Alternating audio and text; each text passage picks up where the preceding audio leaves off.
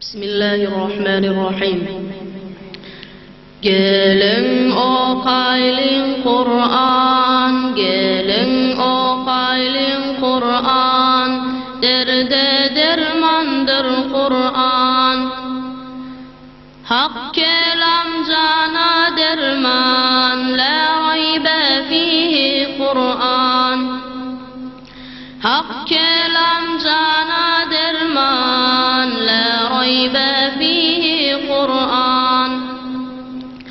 Can qarqara gelende, can qarqara gelende, şeytan düşman gülende, iman nuri solunda, nure imandır Kur'an. İman nuri solunda, nure imandır Kur'an. Qaranqı gör içinde, qaranqı gör içinde, münker nekir gelende, Tanrın kim dip soranda, cevap verer bu Kur'an. Tanrın kim dip soranda, cevap verer bu Kur'an. Arasat gün bolanda, arasat gün bolanda, gün hançerdek gelende, insan heyhat diyende, sayet alır bu Kur'an. İnsan heyhat diyende, sayet alır bu Kur'an. Hesap hesip bolanda, hesap hesip bolanda, mizanlar kurulanda, amallar çekilende, şefaattır bu Kur'an. Amallar çekilende, şefaattır bu Kur'an.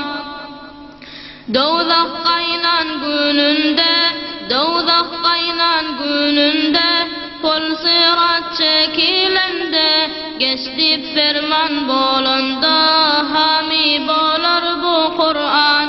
Geçtip ferman bolanda, hami bolar bu Kur'an. Mümin kullar feçiler, mümin kullar feçiler, cennet kapısı açılar, emme günah geçiler, bol bol bolar bu Kur'an. Emme günah geçiler, bol bol bolar bu Kur'an.